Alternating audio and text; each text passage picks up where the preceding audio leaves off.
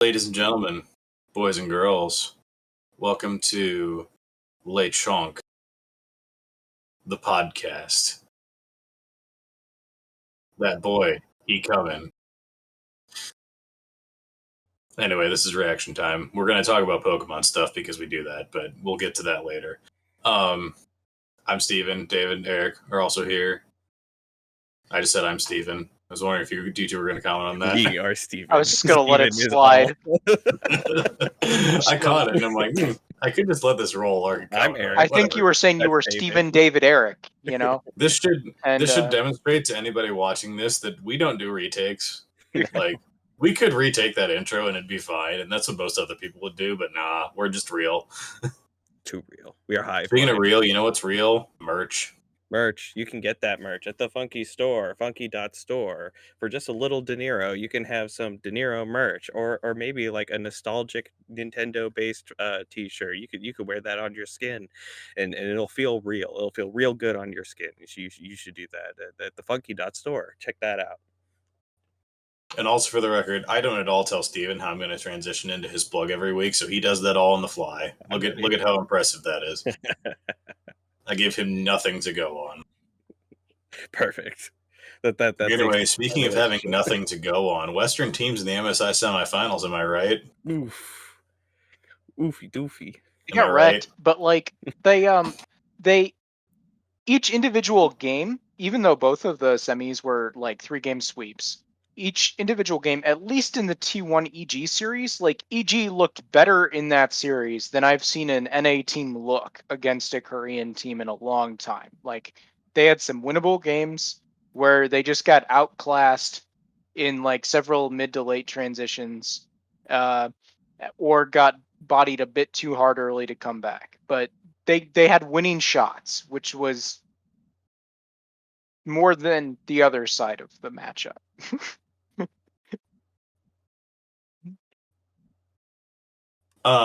So some big MSI facts before you. We talked about game duration before this started. Who had 21 minutes for the shortest game time? That was me. The shortest game of the tournament was 20 minutes and 33 seconds, rounding up to 21 minutes. Shortest game was Red Canids against Royal Never Give Up. Yeah.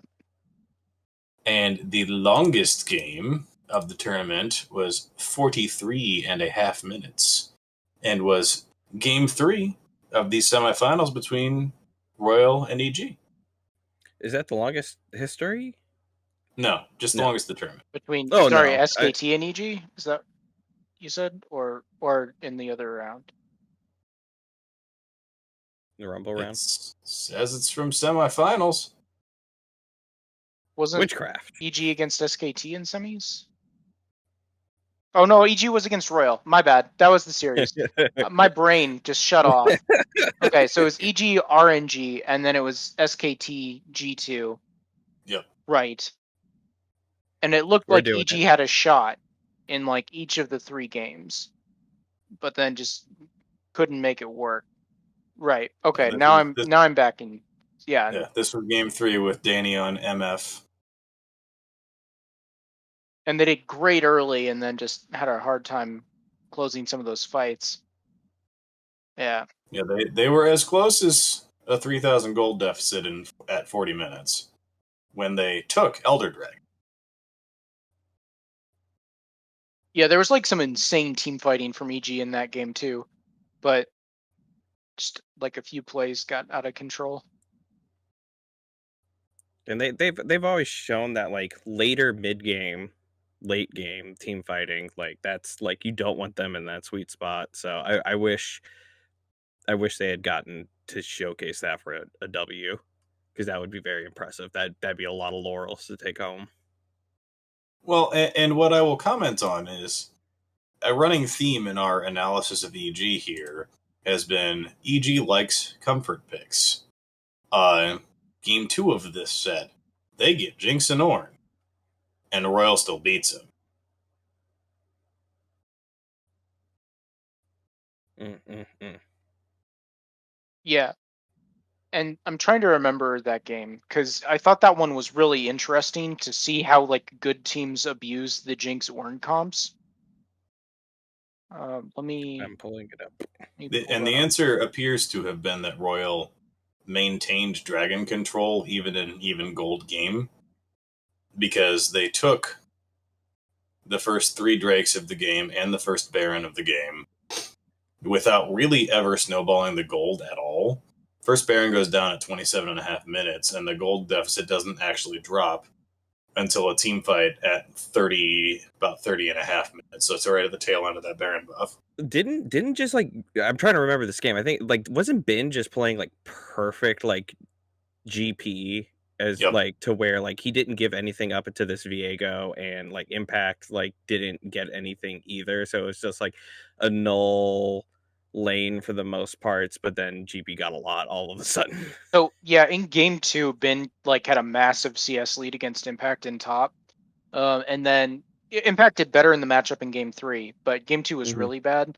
And then like also with they locked both games 2 and 3. Royal locked like the Wukong Lissandra, so they had like amazing slow fields to set up for Gangplank barrel chains and other stuff in these fights. And Bin just did absurd amounts of damage. Kind of Bin playing popped off off in of both that. sets. Like, yeah, Ben finished this game with 32.4% of his team's damage, which for a top laner is kind of absurd. Mm-hmm. Well, and that's why GP was like discarded for most of this. Like don't let these top tier players, especially top laners that know how to micromanage everything that you need with a GP, especially with like barrel placements and doing like not like strong inting and placing the ult like that. It's just like, that's why it was banned.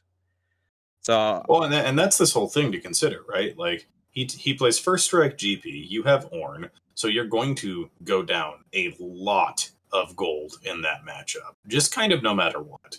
Like, you can have Ornn Viego all you want; it doesn't matter. Gangplank's just going to sit there and farm and eat some oranges and get out of your ganks. Like, with would take serious mispositioning from Bin to fuck that lane up too much, and then you get to a certain point in the game where, like, yeah, the gold's even. The team gold is even. You kept that going. You have a good amount of gold on JoJo. JoJo has 26% of your team's gold. Gangplank has 20% of Royal's gold, and can just half shot your team with the CC chaining that Wukong and Lissandra can set up. So like, it's how is your gold used? Because the EG got to this tournament by put all the eggs in the Danny basket, let Danny get every turret plate he can get, let Danny get every tower, every CS he can get, and let him get big on Jinx and gets full build on Jinx. He got to 4 items with an Ornn item in this game on Jinx, and they couldn't navigate the team fights well enough to do it against Royal's composition. And Royal's composition is so anti-reset. Like, who are you gonna pop to get Ahri, Viego, and like Jinx going? Well, Rakan is the answer, but right, but okay. Like, and Ming played excellently that game, and then like they did a great job in snowballing, where like the Gangplank ults were really well placed. When they went in as a team, and then like would chain the CC very well. Excellent team fighting all series from Royal too.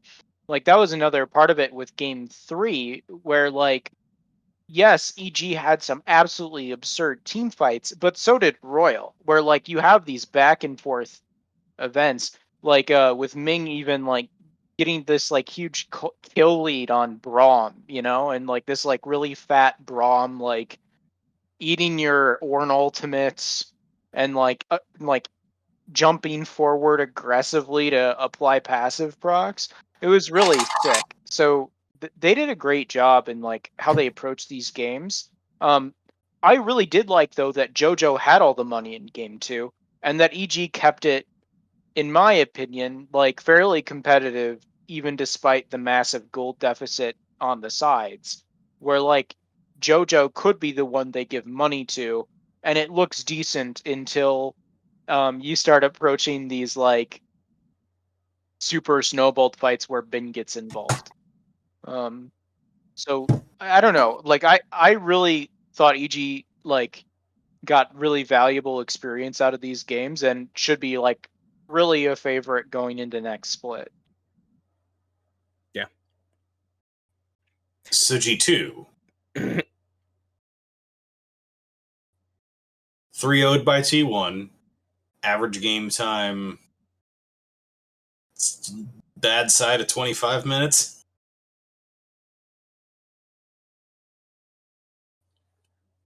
What happened? They got bodied. They did.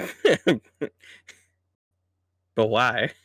How could this have happened? Well, a part of it is that so man, it felt like every one of G2's spice picks just got counter spice and absolutely destroyed in this series.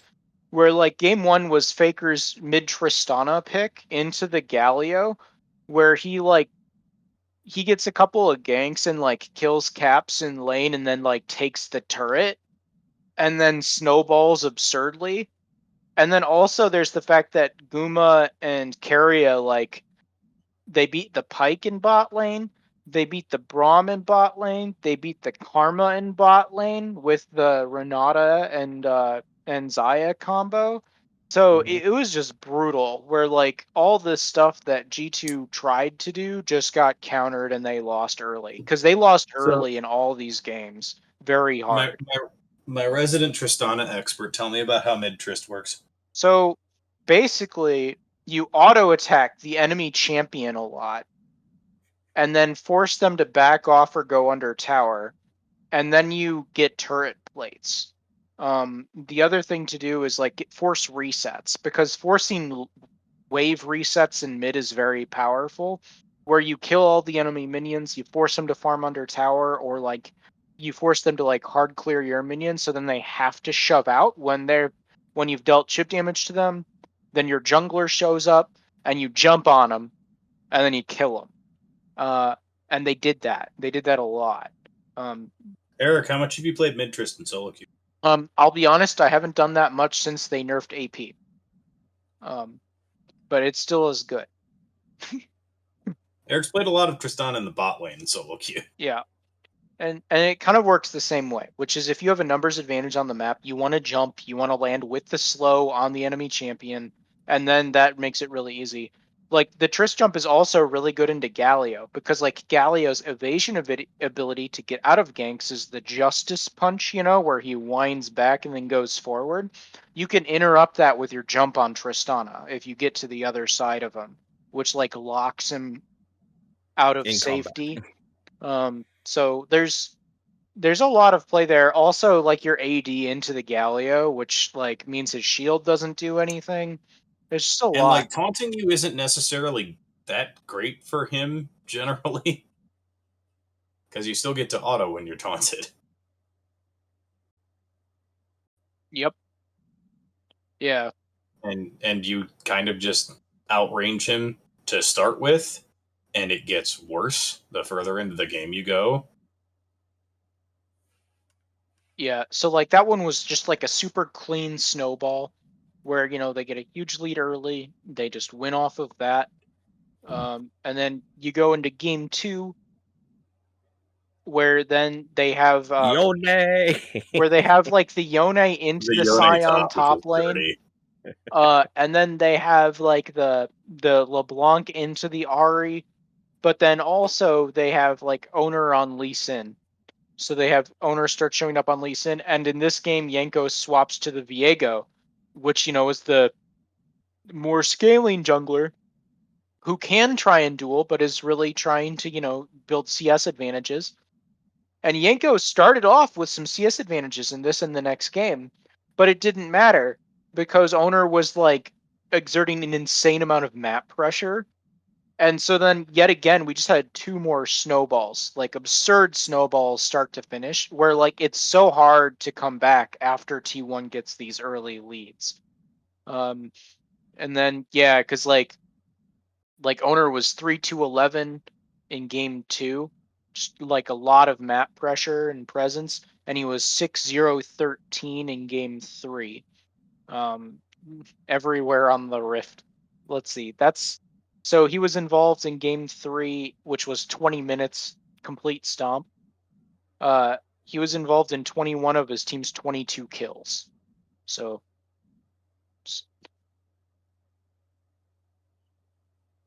everything. Presence.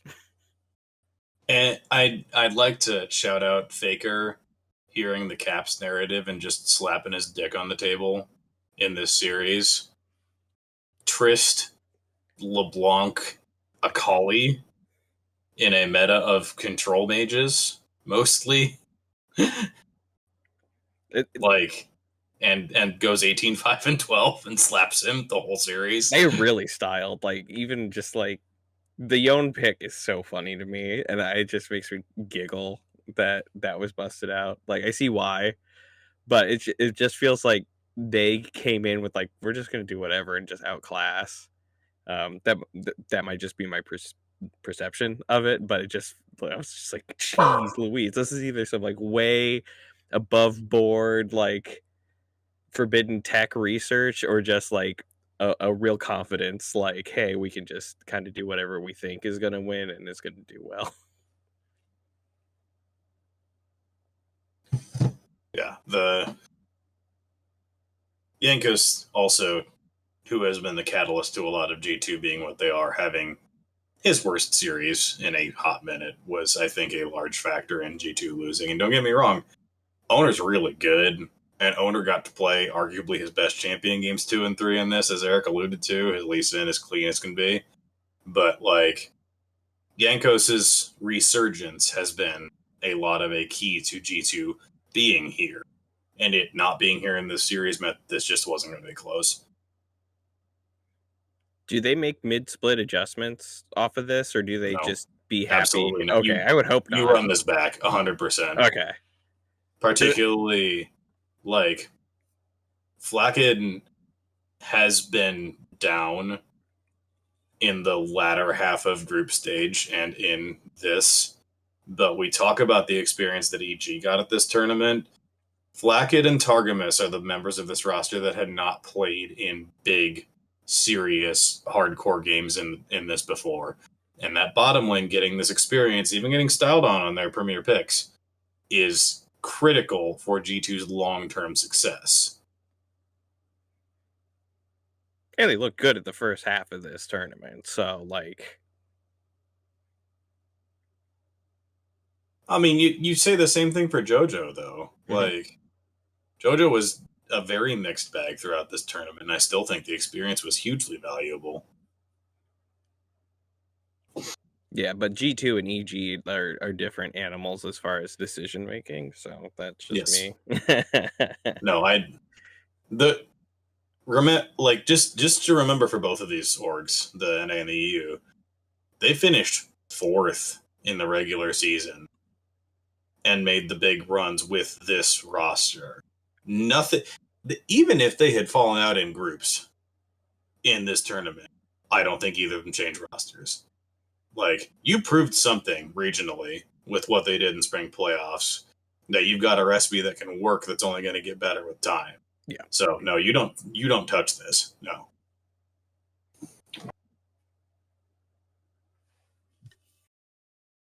So then we have the final that every single neutral predicted. That was the obvious choice going into this tournament. That is arguably the 2 best teams in the world going into this tournament. And we get 5 full games of it. Now, we'll address the big talking point that has come out of this first. Did T1 only lose because they had worse side selection? On game 5?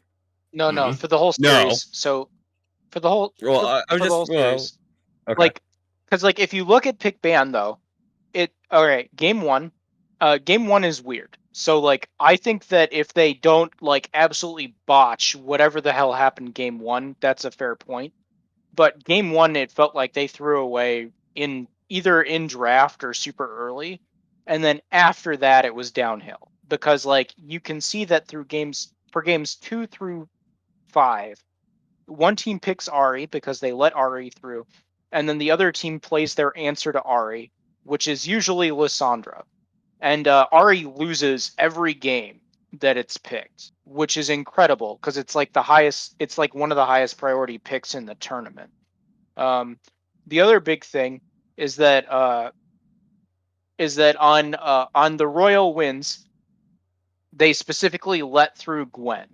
So like the credence I do give and bin like hard carries and stomps these Yes. games. Like so like the credence I give to the, you know, did they only prep one side argument and they lose because side selection is sure looks like games 2 through 4 were win traded, or games 2 through 5 were win traded, where they just like swapped comps or like swapped stylistic comps going back and forth, and then one team would win, the other one would lose.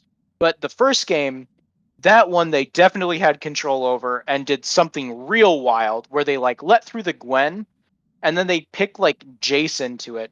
And Zeus loses with that Jason to Gwen hard both times they pick it in this series. And then they pick like a Zir Nocturne with like a Caitlyn Morgana bot lane. So they opt into this like Morgana counter pick. And like that's like one of the closest of the 5 games. It's the one with the longest match time. But like that game where they went completely off script, they did something wild and they didn't return to it. To me, that's the one that says that this wasn't just prepping one side and then losing based off of side selection. To read comments now, this is from T1's head coach in an interview with Inven Global after the final. Question for head coach Polt. It seems that the blue side is advantageous for the draft. What do you think? How was the draft in Game 5? Mm-hmm. To quote Polt, the team that could choose sides all chose the blue side and won. I believe that the blue side is advantageous. We tried to prepare as much as we can from the red side, but we weren't able to win the match. Second question. How would you rate your players today? Why do you think you lost to RNG? Quote the coach. I can't really put a number on the players and coaches' performance today. All I can say is that everyone did so well. The reason we lost is just as I said, because we weren't able to play on the blue side 3 times. Fair or foul? I have a big question on the Game 5 draft, and I am not a coach, and I like have very minimal credits, but we talked about the Jace, like, oh, will we see them return to this poke format in the best of series? And we were like, they shouldn't. Like, I think we all agreed that like that was going to have its own can of worms in doing that, and they got wienered when they did it, especially with Game 5, which is the Jace, Ari, and Jin Yumi. Like, that's what got them to this tournament for sure, is that kind of style. But we said like playing like this is why they dropped Jace to get here, was because like it has so much innate problems. Well, however, usually it was actually with like an engaged support when they do this top side of the map. So like the Jin Yumi was actually kind of new, like not unique, but like it is a bit of a break from that formula. And they got bodied in like partially due to how this team comp was assembled. Like, and like I can see what he means by they just tried to do whatever they could on red side of the rift, right? Like if you look at Game 1's comp, you know, I already talked about how it's really out there. It's very different, you know, and then the same thing with Game 5, where they locked this Jin Yumi bot lane. They picked the Jace into the Gwen again. And but like they have like 2 losing lanes, and then they just like RNG just spam ganks Faker because they have map pressure the entire time. And because like Faker goes like 06 or something like that in lane in that game. It's really brutal. And that's purely just based off of the fact that they have 2 losing side lanes is really what it is. So then Wei can just invade, apply map pressure, and then also Ming can roam up from bot. And that's what we would see happen. So and I don't. The Galio, which can participate in that running. I wasn't. They're not a Galio was in Game 1, right? Yeah, we're talking about Game 1, right? I was talking Game 5, but oh my bad. Game 5 where like Faker goes 06. Oh yeah, and on the RA, and so So I can understand where he gets the intent that like they were unfavorable and couldn't deal with red side, but like, you know, it's hard to evaluate, you know. How much of this is, you know, is there an actual strategy they could have gone with on red side to actually win the game? Because the ones they tried sure didn't work. And The I don't other, see how they could have. well, And the that's other, maybe my dumb brain, but yeah. like those never were gonna work. The other side of the argument, though, to me, is that, you know, if they wanted side selection, they should have won against RNG more in the in the knockout stage. Got him. And yeah, you know, they didn't earn side selection. It's not like this was a coin flip, you know? So here is my question that I would ask as a follow-up. You have a baller-ass Lee Sin player as your jungler. You pick him, Wukong, 4 games in a row, including in Game 5 over the Lee Sin, which is up, which Wei has been prioritizing.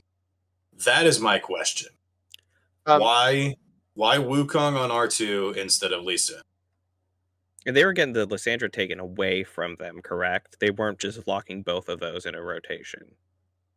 So the game 5, for example, Royal first picks Gwen, T1 picks Ari Wukong, Royal picks Lee Lysandra. So Wukong has actually been the prio jungler. Like, because like if you go back to RNG EG, Wei would pick the Wukong when it was up, if it got to them. Like, Wukong has been the power pick jungler in the tournament. So they were locking what they perceived to be the 2 power picks in Ari and Wukong. But then like they would get answered with the Lee Lysandra, and then they'd lose. And they had no answer to the Gwen first pick top. Is really what it looked like. And so they didn't alter their pick ban to try and avoid that. They just walked straight into it repeatedly. Which is what they just did to EG. Like, that's what I was going to talk about, was like with the Wukong, they were having a lot of success with Lysandra and Galio. So that's a known combination that makes that Wukong look really good. And it was set, Ari lost every game, right? That it was prioed. Part of the problem is I don't think you can blind pick Lysandra. And No. yeah. So like, but you can pick both of them in the same set. Yeah, but like you'd be so like with the way it's going, where it's Gwen first pick. If you pick Wukong, then you have your choice for your other option. So they could have gone some pick that's not mid lane with the Wukong jungle, which might be fair, but they didn't want to use it on a top laner. They were prioing Ari because Ari is the prio pick. They could have not gone Ari. They could have gone for their AD pick there, which would have been fine. It's just that then you're guaranteed with the way that's working, where they can answer by locking Ari plus they could answer by then locking Ari plus their jungler then, and then ban out either mid or top laner second rotation and really shove you down when you don't pick your answer. And it really felt like T1 didn't want to end up like, that's not how they approach pick ban. Here's my other take. Credit to Royal. We haven't talked about bot lane very much in this. T1's 2 wins in this series were with Jinx, Tom Kench in the bot lane. Both games. Royal bans Kench second phase in Game 5 when T1 chooses to pick the Jace over choosing a piece of bot lane in Phase 1. Now, that was, from what I can tell, the meta of the whole series was lock your top side in first 3 and then deal with bot lane later. Because there's a lot of second phase. Ezreal bans, Caitlyn bans, Kalista bans, Senna bans. Like, all these ADC bans come in second phase because you've locked your early top side. But T1, like, it may not have just been because of that. It was because you put the Ahri on the other side and locked something else into it. But the Jinx Tom Kench won them games. Yeah. And part of it is that, like, Guma Cario were really good at getting lane advantages. They did a great job at that. But then, if RNG specifically picked roaming supports into their static farming bot lanes as much as possible,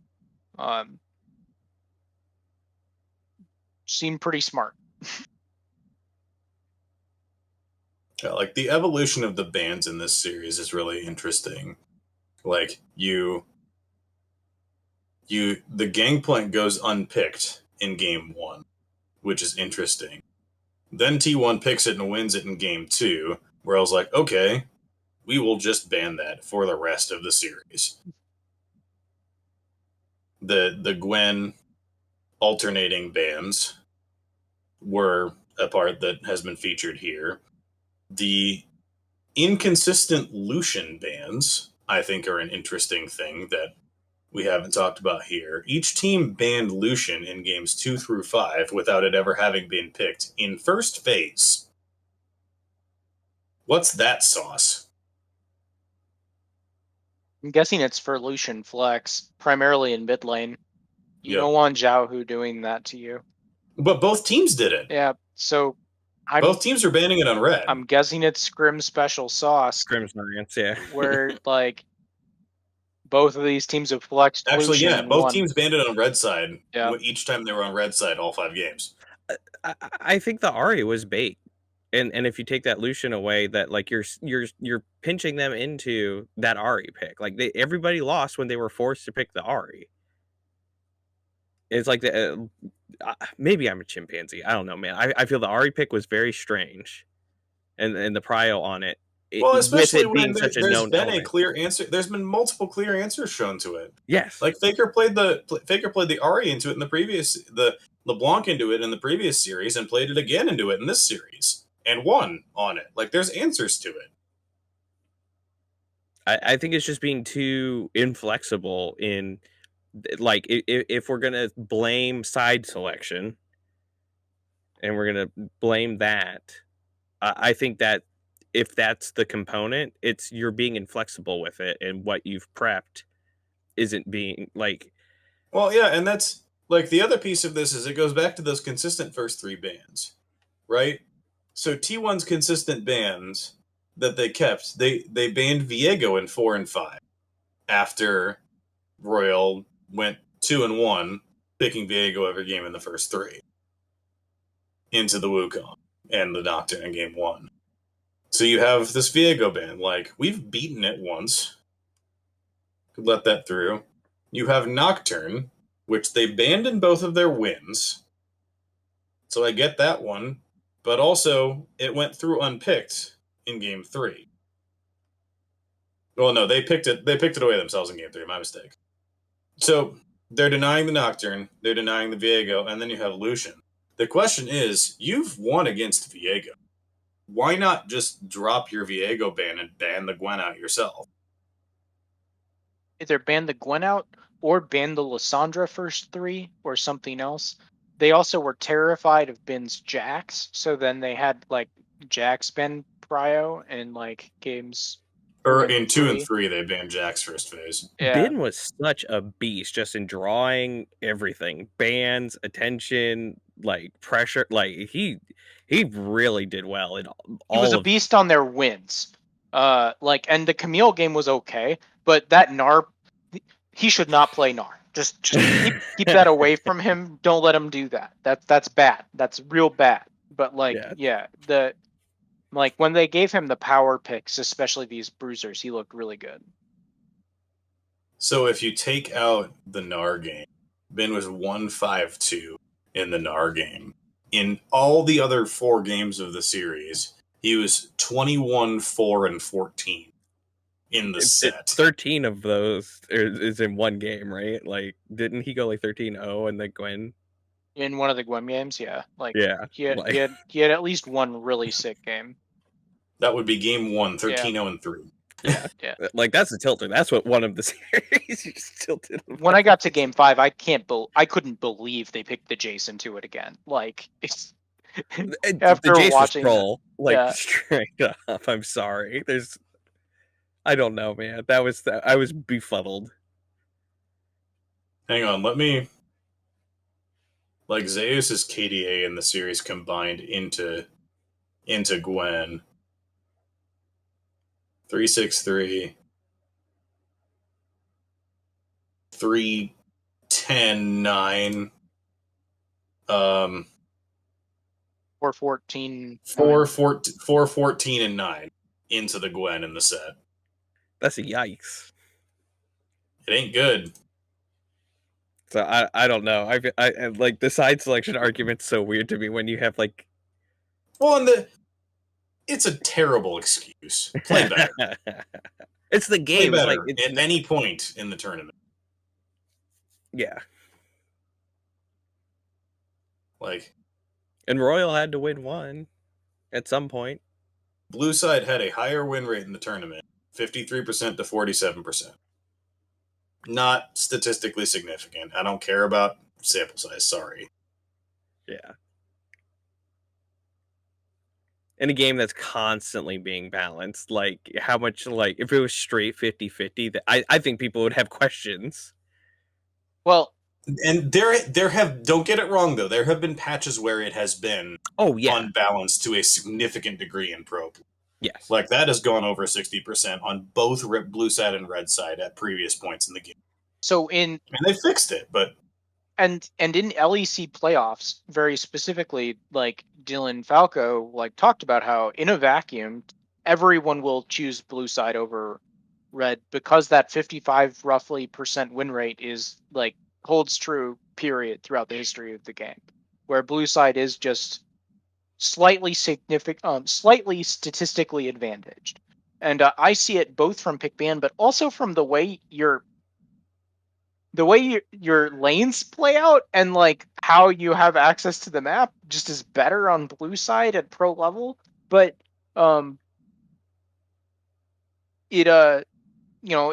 but then in LEC playoffs, red side was like highly advantaged actually once G2 started the run, and it could be because G2 was on the miracle run, but they like straight up won out on red side. So going into this tournament, red side actually looked very strong. It's only like in the event that teams figured out like this like textbook approach to blue side and then won with it.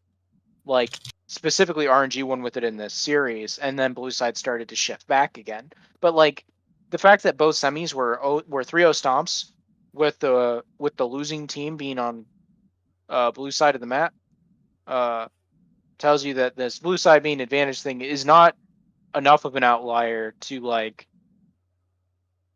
stop skill expression.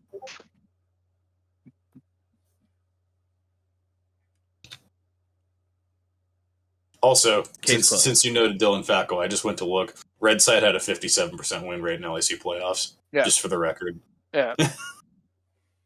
And most of it was G2, but like... Yeah. But like, I hate that argument. Yeah. I think my questioning basis on that has made that clear that I think it's stupid. But so, from the people that bought you Korean advice, suck less, play the game better. Don't run it down to a carry top lane. You 18-0'd your regular split with games on blue and red side, and stomped your playoff with games on blue and red side on the way here. Why are you complaining now? Anyway, that's ridiculous. So we've got a little bit of time left before we are done for the day. How much have you guys played on the big 12-10 patch? Once. Mainly R. which does some things, but not the real thing. So 12-10 was the rebalancing of health patch. That is going to be the first thing we return to on the professional stage when games come back. They have announced, almost while we were recording this podcast, the first big set of changes to that will be in 12-11, which I think will drop tomorrow morning. Or maybe not till next week, I'm not sure. Since it's Wednesday, it should have dropped today if it was going to drop. So there are some notable things hidden within here. Senna, once again, became a balance problem because it turns out it's still good to just be able to auto people from far away and gain health. Swain is another one of the ones that I'd heard was really, really broken in this, partially because of the mini rework that he'd had, but also because he worked really well with how itemization came in and a lot of stuff. Gwen, who has just kind of continued to be busted under the radar, was one of the things that was still kind of good in this setting. There's a lot of things that have some passive healing involved. Also, Talia for the first time in a while was meta and has abruptly been slapped down a little bit. Meanwhile, in the buff section, we had the common thread that Rise, who has always been terrible in solo queue, got as bad as he's ever been. I think a win rate in the 30s, even among mains, like super horrendously bad. So in the buff section, we find Rise, but the reason why Rise always has a garbage win rate in solo queue is because he's busted in pro play every time we do anything ever. So he has a little chunk in the buff section and was one of the ones that caught my eye. The other one that catches my eye in there are Aphelios and Caitlyn, both of whom are already at least fringe in pro play, have buffs listed. Same for Rakan, who's around. Same for Lee Sin, who is around. Now, again, this is a completely different game state than even these MSI finals are on. What draws your eye in these 12-11 changes, and what has drawn your eye about champion balance going into maybe what will be the patch that we see pro play start on? Vigar! He's on the nerfs list. No! He was too good. So, yeah. I got to play a whole game. Like, I kind of feel like things are going to end up... I kind of feel like things are going to end up, hilariously enough, in a similar place to where we left off with the meta. Just because they've, like, with this patch, they've adjusted so that the stuff that was meta could maybe still be played, or the things that could have, like, entered into the meta are getting, like, the nerf hammer. Like, you mentioned the Swain already, and a bit of Senna nerfs, although I think Senna might still be good enough. But, like, the Lilia nerfs I also appreciate, because Lilia is really gross right now. So, you know, who knows? I think that hopefully it balanced some parts of it out enough that it's okay. We'll see, though, because it's going to be super strange going back to, like, NA after this event, as far as, like, champion priority and stuff. Like, are we going to see, like, all these NA mid laners picking Ahri now? Is that what's going to happen? It would be very NA to do that. Yes, it's time. We'll just be 6 months behind LPL meta for the rest of the year. I do find it interesting how many items are getting buffed, because that is a lot of buffs to about 2/3 of the mythic items in the game. It's mostly like just more of a given core stat in the thing. Like all the Bommies items are getting 100 extra health. All the assassin items are getting more lethality. Where the mage items are both getting a little bit of a nerf. Riftmaker's getting a little bit of a nerf. Maw and Death Stance, which were really, really good in this setting, are both getting nerfed deservedly. I don't know. I wasn't expecting to see this many item adjustments. That I think is interesting. I feel like it's just not undoing, but just kind of like tilting the sliders to undo what. So what they were looking for with this game overhaul adjustment was what? Just like more scrappiness, more champ diversity? Like what was there one thing that they were hoping to see happen with this overhaul? Or did they ever like make a statement like that we see? It seemed like it was mainly about making early game trading and health patterns more intuitive. So like it'd be easier to follow advantage rather than like super swingy health trades, which is how it had been working with like the old heals and shields. That seemed like it was more the intent rather than viewing it as like, you know, buffing certain champions or play styles. It was more about like making it easier to follow what was happening in your lane phase. So you don't just feel like you suddenly lose out of nowhere. The catch is, of course, then that like that does really change up the game.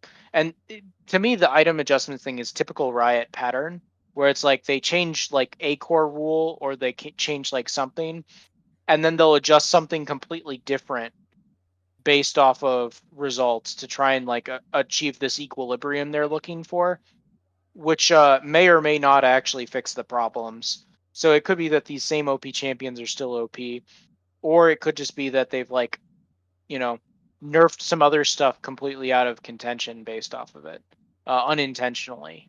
So it's they pull a lot of levers rather than pulling like a select few and fine tuning it. Well, and as the patcher says, like it almost balanced the team fights too well in that it made assassins totally useless because they couldn't burst anyway. Yeah. Which I think everyone saw coming. No, just not right. Like, well, and that, yeah, like that's the thing, right? Is it is a durability update because the West Assassins were one-shotting everyone. The stated purpose of the thing is they've got to be able to one-shot the enemy squishy. If they can't do that, then we have the YZ is never picked in pro play and hasn't been basically at all since season 3. I thought that's what this was. If you can't pop the enemy ADC, you are useless. Yeah. So, I don't know. I kind of like where it'll be at with like the lethality items having buffs, if it's enough, for it to feel decent. Because to me, I like being able to play lethality builds. I also like it if the enemy team is playing lethality builds that I feel I have valid itemizations that give me just enough durability to make a difference. So like if I feel that like I can build Ninja Tabi on my carry or something like that in a relevant game to just like barely eke out alive in these fights, that feels impactful. And that's what I'd like to see, is like for it to be good enough to play in solo queue, but that I still can feel like I'm big brain if I itemize a specific way in a game of League of Legends. Anyway, now that we've talked detailedly about League of Legends balance and what they can do to make the game better and more satisfying to play, it's time to shit on Steven's game of choice. You come into this thread last week and bitch about Riot's splash arts and Riot's skin choices on their new games, and you main a game right now where the first skin line that Aegislash gets is a fucking McDonald's hat that's gonna cost $10. It's the greatest your whore mouth ever. It's amazing. It's actually so horrible that I love it. It's did you see the buff that it got today? No. They turned it to a jaunty angle. Yes. It's amazing. It's like they're almost like intentionally making like, how can we make I get it. That character has to be very hard to do because it seems like they have constraints where they can only add on to the core model. They can't modify the model in any way. That's why all the hats look weird to me on a lot of the models. Maybe they don't want to, because like I'm wondering if that's like a stance from the Pokemon company. Like you can make them shiny. Here's our shiny colors. There's one option. Other than that, don't touch it. A Blastoise is a Blastoise. You don't make like vines grow on it or anything. Correct. That's what I think. I think that is the Pokemon company. Like, don't you do it, Tencent? Yeah. Back up. We know what you do to get money. So I wonder if like, well, we could put a hat on it. We'll just put a hat on the sword. Is that what you want us to do? Give us some more freedom to do. I can almost see like the boardroom table meetings about this skin, and I'm here for it. I almost want to shell out for that. If I could play some more Aegislash, I'd be like, I put that hat on that character. I put the hat on the character. Everybody's gonna be like, that's this is the worst skin. It's the same reason I liked the original Ruthless Pantheon skin, where he was just in a thong and rain boots. That is my favorite League of Legends skin, and they took it away from me. And that was the best. So just to be clear, a hat is $10, right? That's his fetish. Just to make sure, a hat is $10. Yeah. Like versus like a Elite skin for $10 has like different sound effects and recall animations. And like it's potentially a garbage-looking orange visor. It's an Aegislash with an orange visor. Eric. It's amazing. For $10. Oh my gosh! Just The like value for money in that game is the most It's worthless awful. shit I've It's ever seen. awful. The primo skins, which I would say are like 1350 skins in League of Legends, are $40. It's insane. I would just I just don't spend real money on that game. Like, please don't until they fix it. So that's my 2 cents. they won't fix it. There are too many whales like Steven just like funding these bad habits. Yeah. I'm buying the Yeah. skin. I'm gonna do it. Just Anyway, hit Steven, you this. mentioned if you could play any more Aegislash, you would get the skin.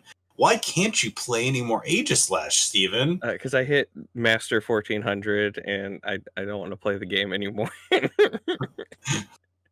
What is that like? Are you Challenger? Yeah.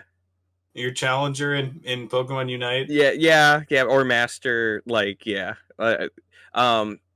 a friend, one of the featured Dan players that we play with, he got top 10,000 of all the players. So like we did it hard, but he's like, I don't know if I could play anymore right now. I'm like, I don't think I could play anymore either. So like that was a flash in the pan. So then, Steven, I'll ask our traditional question but phrased slightly differently. Now that you're done playing fucking Pokemon Unite, what are you going to play? We just started a new playthrough of Kirby Superstar. Me and Daniel will be doing that. I caught him for a whole hour today, so we were able to get a few episodes of that. So that'll be up on the channel. And then we got some more Scott Pilgrim coming out. There's still a lot of the footage from my quest to master that'll be coming up on the channel. So be sure to check those out. And then I'll probably go on baby duty pretty soon. So then I'll be fresh and ready to finish out the last few games in the Poser series volume 1. We're about halfway through, so I'm excited to do all that. Plus Eric, what you playing? Sorry, I was just distracted trying to check what percentage of players are in Master. What have I been playing? That's a great question. I've been playing a lot of ARV. It's a thrilling time. I've started playing other champions and I've been losing more because of that. I should just only play Jarvan. And then I've also been playing some of Darkest Dungeon 2 because suffering. Yes. I've been playing Final Fantasy 14. Back on that. And League of Legends. Because I too have been enjoying some delightful RF. Many games of which I just don't have enough fingers for. Because that's the problem, is I don't have enough fingers to play normal League of Legends normally. So when you just make all my buttons go on cooldown real fast, I just kind of push them all real fast and hope for the best. And how I can tell if the thing is balanced in RF or not is if I end up 10-5 when I do that, or if I end up 0-7. Aurelia is not balanced. I will tell you right now, because I was 10-5 on that shit, and I have no idea what I'm doing. Oh, maybe that was the secret sauce of the overhaul, was to get Aurelia back to Aurelia memes have been gone. I'm pretty sure she got nerfed on that list. Excellent. Man. And like, I can play normals Aurelia a little bit. Oh no, she's actually getting buffed, which is even better. Yes, excellent. Like, I can play normals Aurelia a little bit, and I understand the theory of the champion. I'm just not very good at the timings of it. But when I can just spam Q on everything and not have to worry about the cooldown being reset, it's pretty fair and balanced, and then I can just put Conqueror on and then just win. Click on him. Yeah, it's a lot of clicking on him, where I am not a coward, so if I roll Aurelion Soul in RF, I will play Aurelion Soul in RF. It's not good relative to other things, but you can do a little bit of damage with it. That ult's off cooldown sometimes. Sometimes, and doesn't feel like it does enough damage to other things. No. It doesn't feel nearly like it does as much damage as it's a fucking space dragon shooting a giant mouth laser at you. It feels like it should be more satisfying. It lasers you so hard it knocks you back. I remember the first teaser of like the original Thunderlord dragon, and when it was a completely different character, and that was the power fantasy we wanted, and we just never got it at any point with Aurelion Sol. I don't think he ever had like a really good cosmic god dragon power fantasy vibe. Like it just never got there. And like they did it with Urgot. I think Urgot was definitely one of the, and Scion to some extent, like it achieved the power fantasy with a rework. and Volibear. Actually, yeah, like a lot of the like power fantasy were achieved upon rework, and I hope that happens with Aurelion Sol, because like there's so much you can do with that character. Character's cool. The kit is booty. Yep. I don't know. I think he's going to lose his E in his rework, and that's going to lose some of his uniqueness. But it's on a minute cooldown, and it's so niche useful. Yeah. Yeah, just well, I mean, move it to his ult and give it more. Just make it more, where he just like arrives. Oh yes, Like, a new global ult. Sure. He has a global E. Right. Like, it didn't work for Twisted Fate.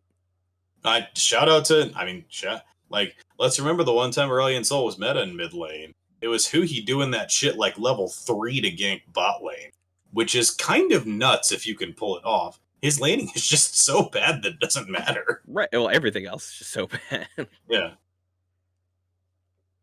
think a part of the problem, besides the E, is that like they tried to go for this galactic cosmos stuff with like the orbs and stuff, but like it's really hard to balance skill expression or with like the galactic feel in that kind of a kit, where like if you go too much towards skill expression, you get either like Aurelion Sol, or it turns into like kind of like this default skill shot oriented stuff. But if you aim too much towards like the galactic feel side of the thing, then like you're just like, mashing your keyboard, and like there's like stuff flying everywhere, and it just happens automatically, and then he's OP in like bronze silver level play. So like how do you balance skill expression with this galactic feel, as far as like just the sheer amount of objects on the screen as you're playing this dragon, like I think that's a part of like the question marks they're gonna have to address. It's like how do they balance that? Yeah, if we're in the pitch meeting now, and then we have to sell it, like what I'm looking for is like a end user, is that like as I'm moving through the cosmos, I should just feel like an awesome dragon. So I can see like keeping a lot of that kit. It just needs to feel more impactful. It could even be done with like animation and just some tuning. We've seen that successful in the past. So like when I'm like making a star and it's just like I need some more going ons with just feeling like I'm controlling those things, or when my stars are moving around me, even just like changing the animation where it's just like not just like a spinning, but it's like he's like throwing the stars around or something. Not just animation, but rotation speed too. Sure. Like it's like really slow. There's a lot of strange stuff with how the kit works that might just be tweakable, but I don't know. It doesn't feel good to play at any level, so fix it. All right, to fix Aurelion Sol, or to buff Aurelion Sol, League of Riot needs to change the constant of gravity inside of the game so that the stars rotate faster on his W button and do more damage if they hit you. Yeah, those should hurt. Those are stars. They're little planets.